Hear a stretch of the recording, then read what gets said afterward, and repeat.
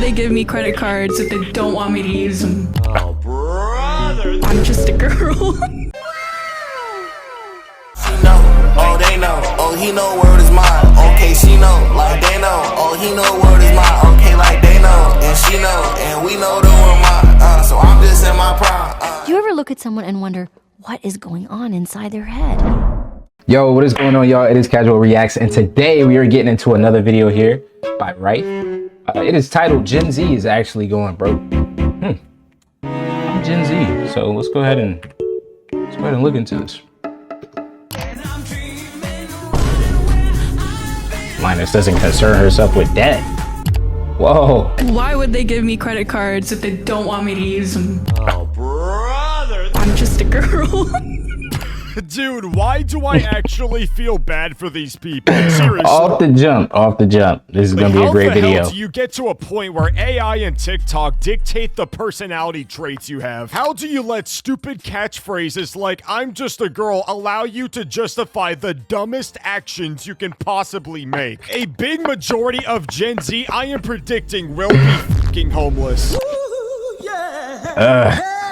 All right, It's a possibility. people, what's up? Gen Z is actually facing financial ruin. Now, audience, a couple days ago, I made a video called Gen Z is actually going bankrupt. And according to the comment section, you guys really loved that video. So today we're back with a two-piece of the worst financial decisions I've ever seen in my life. Let's begin. I was literally raised in this neighborhood where everybody was wealthy. Everybody had like daddy's money. I had a friend for a private jet. I did not have a private jet growing up. There is no fucking way that this is the first video we're checking out today. For context, ladies and gentlemen, I sourced this video from the YouTube channel Financial Audit. This YouTube channel's entire purpose is to get people on the show that is in severe financial debt and trying to help them get out of their terrible financial situation. Wow. So basically, it's like a show. What was that show back in the day called? Where, dang, people like sit in a circle and the people would come in the room and they wouldn't know that like the whole family was going to be there. Intervention, bro. Intervention.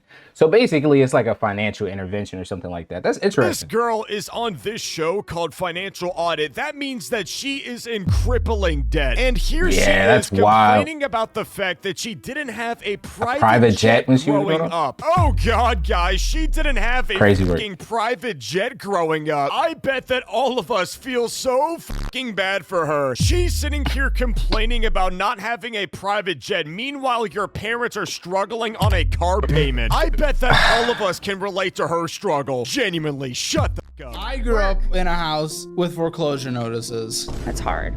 I'm sorry. There we go. I'm sure that we can actually relate to the host of the fucking show. Also, you really just have to appreciate Miss Goody Two-Shoes saying, "Oh, that's really hard." She never heard the word foreclosure in her fucking life. By the way, in case you don't know what a foreclosure is, aka you lose your fucking home. And if you get a foreclosure notice, that means, hey, we're about to take your fucking home. I guarantee. So it's just like, that's pretty crazy. Because if they have a show based around this, like, clearly this is an actual thing. I'm not surprised, but it's just really sad to see that people who do have access to this type of money don't have financial literacy. And you would think the people that are giving them access to this money would tell them what to do with it. You know, it's like, that's just irresponsible. I guarantee that she doesn't even know what the fuck that means. You're not entitled to shit. You are not entitled to living their lifestyle. But literally, it's just like you're used to something. And I grew up in a house with money. No, Dude, if this is only the first person that we're reacting to today, I really don't want to see the remaining people in this video. Well, I used to live this lifestyle, so I just have to keep up with it. Not when you're in crippling financial debt, you fucking That's a lot of people's sentiment nowadays as well, because everyone's trying to keep up and they're putting us in a place where we are basically paying subscriptions for everything. I think one of the craziest things that we're about to have to essentially subscribe for in the future is virtual GPUs.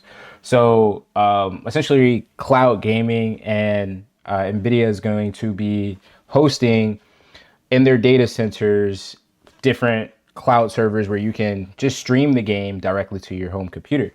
And the benefit of it is that they will give you access to like a 50, 80, or like a 4080 or something like that, like as a GPU, but it's a virtual GPU. So you don't actually have like the physical GPU in your PC.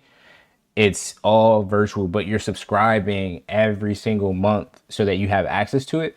And the craziest part with that is the fact that when you run out of hours, you can just pay for more hours. I know it doesn't sound crazy, but like, I think the base price, say, is like $10 and you only get like 2 hours. So, I mean, for somebody who wants to play a little bit longer than 2 hours, or say like you have a household of multiple kids and like multiple kids want to play at a time, then you have to just pay more. And so there's potential there that NVIDIA is going to make so much money in the future just keeping the GPUs in-house and allowing us to... They're basically like drip feeding us GPUs now. It's kind of crazy. This video is going to be hard for me, ladies and gentlemen. It really is. If y'all could just leave a like for my sanity, I would appreciate it.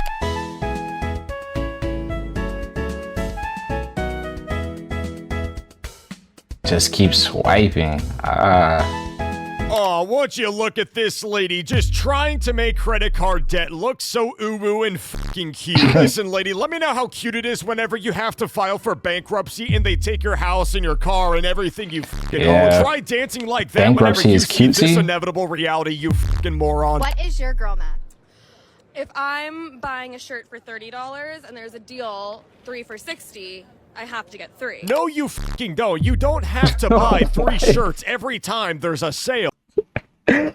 Oh, man. I mean, that's a lot of people's logic. And I think that a lot of different companies do strategically price a lot of their stuff so that when you go in there, you're gonna be more likely to buy 3 because, say, like they got like 3 for $50, but for 1 is $25. So you buy 2 for $50, you can get 1 for free. Essentially, that's what you think.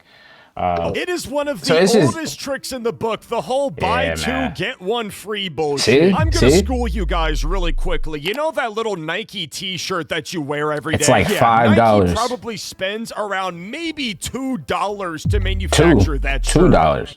And finally, whenever they give it to retail stores like fucking Dick's Sporting Goods, they mark that shit up to $30. In reality, you are not getting a fucking deal at all. Every time that there's a sale going on, you don't own... I mean, it's really interesting when you think about it. I mean, we all know it's a symbiotic relationship, right? So you have the consumer, you have the supplier, which would be Dick's in this case, and then you have different brands that would also be suppliers as well, because they're supplying to Dick's, and Dick's is essentially just the middleman in providing all the different athletic gear to the consumer. So it's just like, I don't know, bro. In a world of capitalism, it's just inevitable. Always have to pitch in. At the end of the day, ladies and gentlemen, $30 is less than $60, especially considering the fact that the t-shirts you're buying was manufactured for $2 fucking. Now, I'm not encouraging anybody to go buy $2 is crazy though when they sell it for like by any means, $40 sometimes. A very simple truth bomb for everybody here. That Dior hoodie that cost $2,000 in the Dior store was manufactured for the same amount of money as the fake Dior hoodie. The perception of value people have is on the price, not actual craftsmanship. Just something for everybody to think about. What is your... And I think we've been trained really well over the past decade as consumers, because they made it seem like this was something that we needed. So like when we started to use cell phones a little bit more applications became accessible that, you know, took away from different barriers that we were facing to get things done, or different tasks that we wanted to get done. And so over time, we just continued to adopt all these different things and started to depend on them even more until it was essentially a part of our lives. And so now it's getting to the point where companies know that, and they're using that leverage to push us even further into that hole.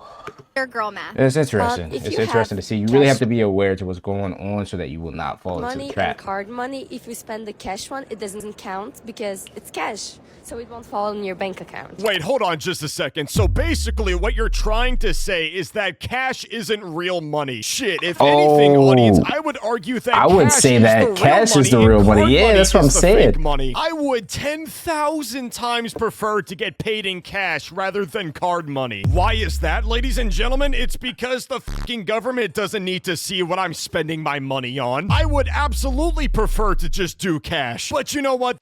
See, the crazy thing is, though, with inflation right now, having cash saved, it's really a smart investment to park your money somewhere where you're going to gain interest on top of it. So like a Roth IRA, or if you have like a 9-to-5 job, like a 401k, of course, where they match, or like a government stuff like TSPs, all types of different ways that you can maximize what you're making and, you know, kind of gain on top of the money that's in that account.